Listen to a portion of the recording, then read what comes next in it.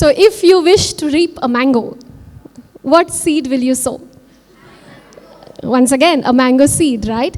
If you wish to reap a papaya, logically, you will sow a seed of papaya. This is a universal truth. It's a spiritual law. And that is how our universe, our system functions. That is how our entire universe functions. The same law can be applied in our day-to-day life for the things that we want on many other levels.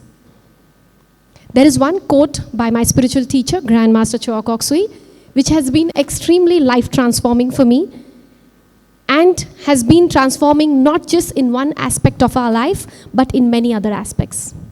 And the quote goes like, "It is in the giving that we receive." Before I got to know this, I would always think that, okay, if I have, I will be able to give. But actually, it is the reverse. Only when we give, we will be able to receive. Now, when we think about few things that we really want in life, there are few human needs which we all look for. And the first one that comes to my mind, at least which even I wanted, is the need to be accepted. We all do so many things in our day-to-day life just with an innate desire to be accepted, and every human being wants that. We want to be accepted by our family, by our spouse. You want to be accepted in your office environment, in your social groups, and also in your city. I would like to share a small story about me, how this little principle changed my life. So in our Indian culture, we have a system where when we get married, the wife shifts to the house of the husband. Sometimes the house is in a different city. So same thing happened to me. I shifted to the house of my husband, and I shifted to another city, which was Kolkata. And this many women would relate with. When you go to a new environment, you're living with new set of people, you're living in a new city, in a new culture, and there is always an anxiety within that, am I going to be accepted or not? And at least it would happen to me that if I'm not accepted, I would feel irritable. I would feel upset. I would want to really prove myself. And that brought a lot of unhappiness within at times.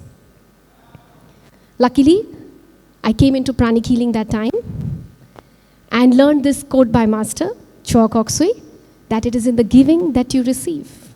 And it starts with what we are giving to the world first.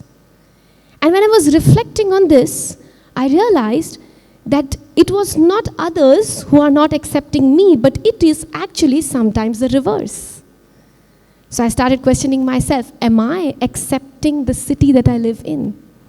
And I realized at least in the 24 hours, there would be many, many hours where I am just cribbing about things that I have around me. I am constantly sowing seeds of rejection. Oh, this is not good. This is bad. This is not right. That place was much better. You're comparing yourself with the environment where you were earlier. You're comparing your family members with other family members and rejecting many things. So if you sow a seed of rejection, logically, what is the fruit that we will get? Of course, rejection. That causes anxiety, and unfortunately, we sow more seeds of rejection because we get angry at those people whom we really love and we want to be accepted by. So then I started doing this simple exercise where I started appreciating and accepting and trying to see goodness wherever I am. Goodness in the city first. Because your city is like the house for the soul. You're living in that city. You need to accept it. So when I started appreciating it, then the city started accepting me. Earlier, whatever I do, I was a failure. I was not getting success. I had repeated failures.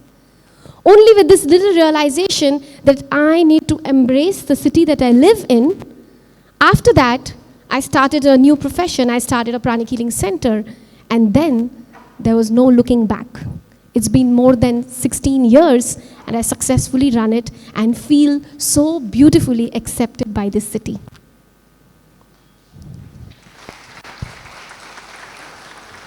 So then, this realization is very close to my heart that next time, whenever we go or wherever we go, let us first start by sowing seeds of we taking an initiative to accept the environment wherever we are and let the magic happen.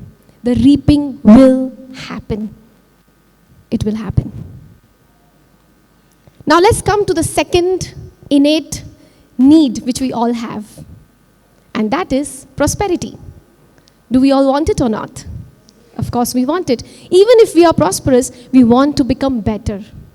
Because it gives us a feeling of success. It again gives us the feeling of expressing ourselves better, give ourselves a better life. So I'd like to share a story of one of our clients who would come to my center. I'm not disclosing his name, of course. Let's call him Suresh. So Suresh happened to meet us, and he was going through one very typical problem, which many of us would relate to, of having heavy debts. So he was stuck in a debt trap for almost 30 years. His body was already around 50, and all his life he has been having this huge burden of debt. He had a good lifestyle, he had a good house, he had children, he gave them good education, but then his debts would not reduce. He wanted to come out of this cycle. He happened to take some workshops with us, and in the workshops we said that, look, if you want people to pay you, because his money was also stuck with many people, so we said, if you want those people to pay you back, you need to pay. But then he said, I don't have the money to pay. And that is a trap that we call. So then we gave him 3 simple tips to follow. The first one was to fine-tune and correct our thoughts and emotions towards our debtors.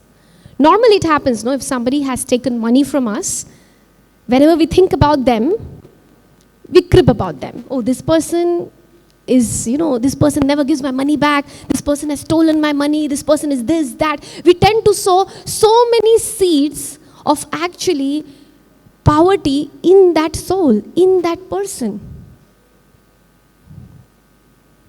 So then this simple tip was given to him that whenever you think about your debtors, you just bless them or you just make a thought for them that may you become prosperous. May you become successful. Externally, you can still ask your secretary to follow up for your payments. But internally, start creating thoughts that may you be successful. May you be prosperous.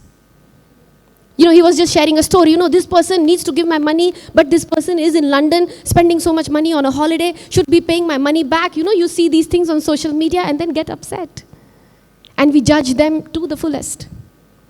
Definitely this can be regulated. This guy was very meticulous and a sincere student, and he followed that.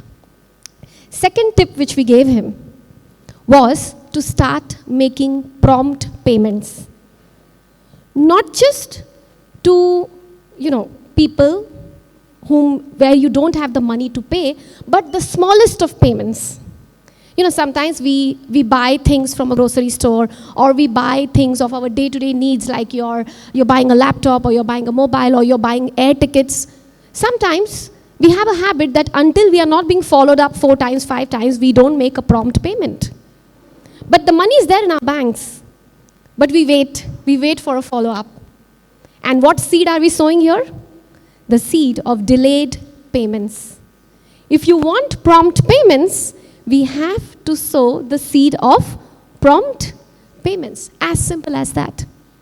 And even if you don't have, enough money to pay bigger amounts, how about starting with small amounts? How about becoming more mindful about paying salaries on time? We know that salaries need to be paid maybe from 1st to 8th of every month. How about pushing it to 1st? Making it even more prompt. This is a simple way to sow seeds of prompt payment. And this guy followed that also. Very meticulously, he said, yeah, this I can do. I said, start doing it. At least you will start sowing the seeds of prompt payments.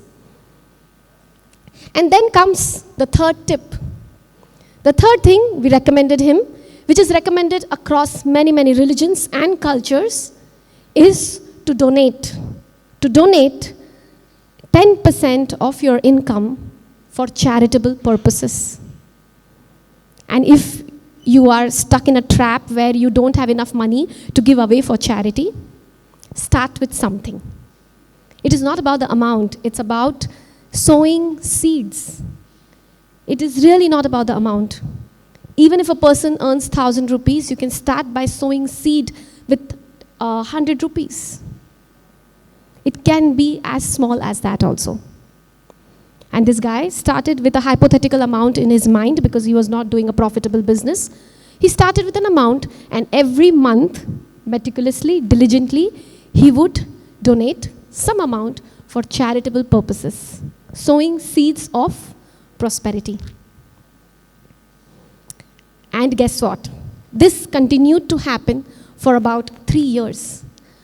Every 2 to 3 months, he would come and sit with me. We would sit together along with our team, and we would review his finances. His debt came down by 10% in just the first 3 months. And it is so amazing to see the graph. And today, I just met him like about 6 months back.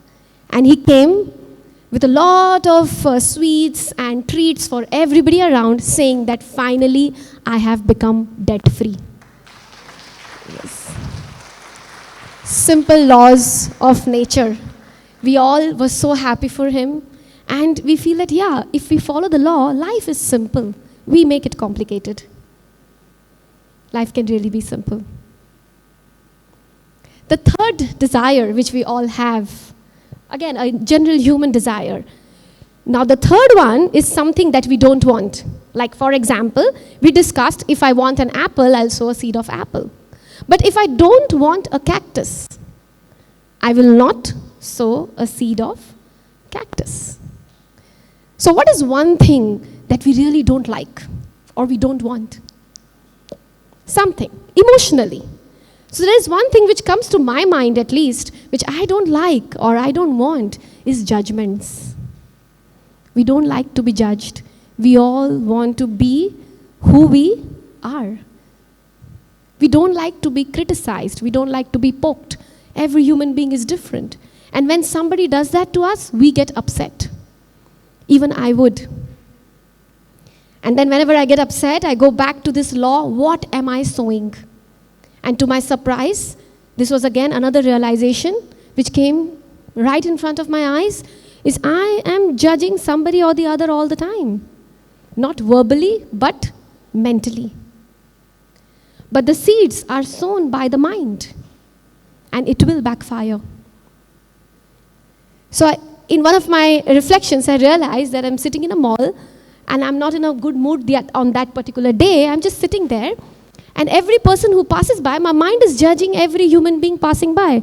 Oh, this person is so fat, this person is so thin. What kind of a couple is this? Why is this person going with that person? You know, it just goes on and on and on. And we think that it is okay. And then what happens? When you go back to your office environment, or you go back to your family, somebody is judging you all the time and you feel upset.